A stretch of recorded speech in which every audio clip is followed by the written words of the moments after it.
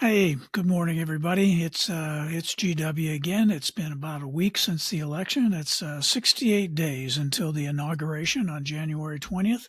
It's going to be kind of an interesting time. I think it's already started to be that time. It's one of those times when you sit there and if you were on the winning side, you're excited and things are wow. And if you're on the losing side, you're really still feeling a little bit depressed and pretty sure that no matter what happens, it's going to ruin the country. Well, in this particular election, I was definitely on the losing side, and so my feelings right now are that things are kind of in the crapper, but you never know. You just never know. You always have hope. I mean, this is America. This is the land of the free, land, home of the brave. So you want this to work out. You want this to do well. But there's a thing that's going on that's a little bit scary. I mean, first of all, today it was announced that the House of Representatives will be primarily Republican. So the Senate's going to be Republican, the House of Representatives is going to be Republican, the Supreme Court is certainly strongly leaning on the conservative side, and you have the executive branch with our soon to be president. It really hurts me to say this, but in all honesty, come January 20th, he's my president. Boy, that's hard to say. But, you just really have to question things as they come up. So I'm really not trying to say anything too wild. I don't want to be anybody too upset here. But I've read several articles including one that was Don Jr., who sat there and was shown on camera saying that the primary question that is going to be answered by a person who is going to be appointed or could be appointed into a job, say it be a cabinet position, or say it be an ambassadorship, or say it might be the leader of one of the departments in the country, or whatever. Loyalty is the first question that's going to be asked. It's going to be, are you loyal to not the executive branch, not the country? Are you loyal to Donald Trump? So with this as a strong feeling of support. Now, loyalty means, according to definitions that I looked up, it's a strong feeling of support or allegiance. That sounds like a good thing to have. It's faithfulness that is steadfast. It's also staying by their side, regardless of the circumstances. Now,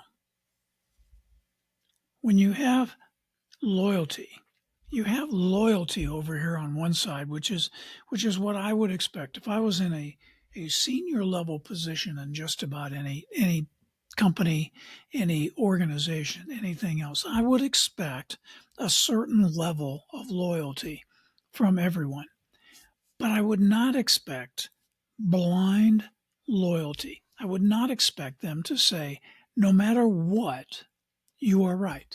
And I just get the feeling that if they ever say anything other than what Donald Trump wants them to say, they're going to be out of the office.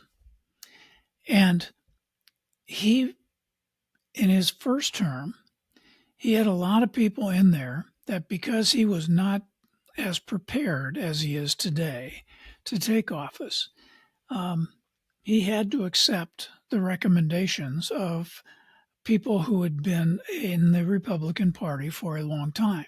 There's always people in the party who are due a good thing happening to them.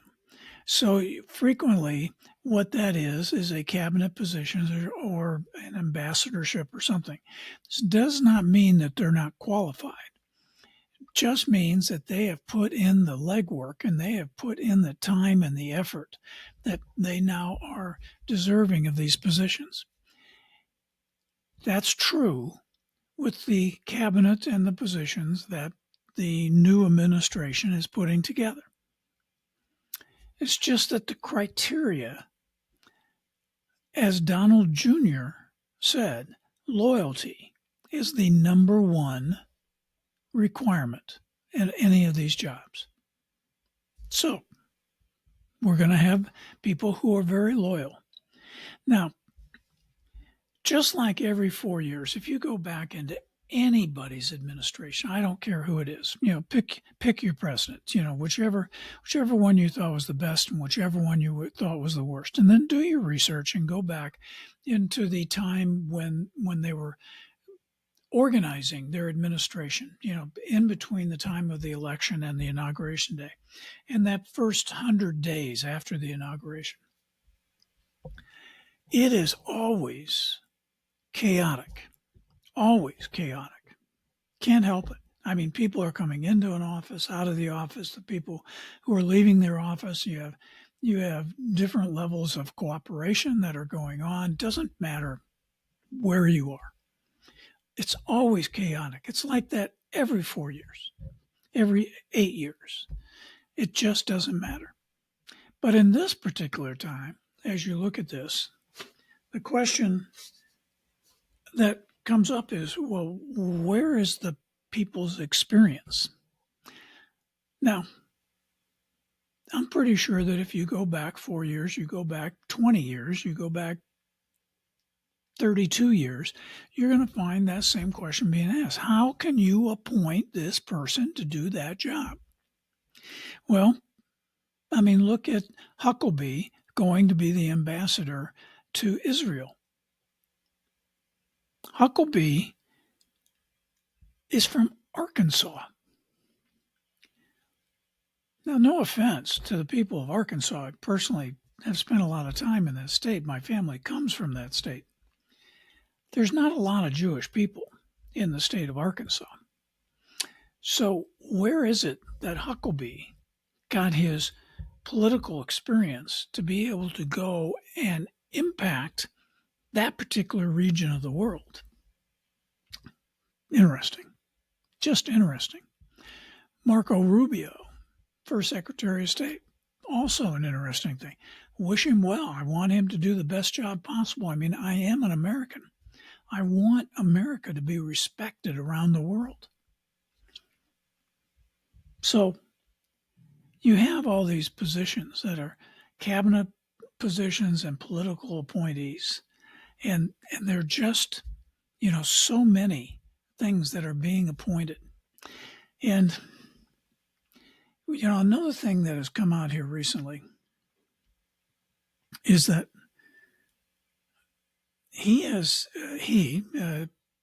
President-elect Trump, has floated the idea that once Congress comes on board and they're sworn in as the new congressional body on whatever day it is that they all get sworn in, and they become the next Senate, the next House of Representatives. Well, he has floated the idea that at that time that the Senate ought to adjourn and put themselves on recess. Now, recess means vacation. And you take the Senate being on recess, and they will go off and they'll go back to their home districts and they will do some politicking around in there and everything else, but there'll be no work done in the Senate. So what would that do? Well, that opens the door for the president, and at that time that would be President-elect Trump, to do recess appointments and operate independently without any checks and balance from the Senate. He said basically telling the Senate, don't bother yourself with this. It's not important. Let me appoint the people I want. You don't need to review it. Which seems a little odd, since there's no question in my mind that this Senate is going to rubber stamp anything that President Trump sends toward them. So what does that really do? It appears to me that you have the Supreme Court over here, strongly conservative, will be for decades with the way that it's set up right now. You have the House and the Senate, which is Republican run, Republican controlled in both houses. So the legislative branch is now Republican controlled. And if they allow President Trump to act without them acting as a check and balance, then what's happening is that the executive branch is pulling all the power into the executive branch, where basically it becomes one authoritative strongman in the executive branch telling everybody else what to do.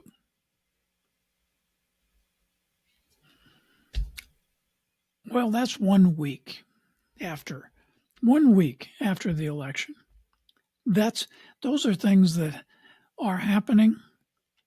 Those are things, the nominees are being mentioned. You wonder where their experience is. You wonder that. And that's no different than anything else. It's how they end up getting appointed. It's how they end up working their way within the system. And the system appears to be something that you may have very quickly have the old system, which has worked for 250 years. And you may very quickly have the new system, which, well, buckle up, folks. As Betty Davis said, buckle up. It's going to be a bumpy ride. So anyway, I'm GW. Please sign, like, follow, subscribe, do whatever it is you got to do down there. I'd love to hear a comment from you. Really not trying to rabble rouse here. I'm just trying to give, an old man's thoughts on what's going on in this country. I have seen a lot of things in the 74 years that I've been alive that some of them I agree with, some of them I don't. I've never been as vocal as I am right now as I do this. So that's my election news, my election take 1 week after, 68 days until the inauguration. I'll talk to you again soon. Thanks.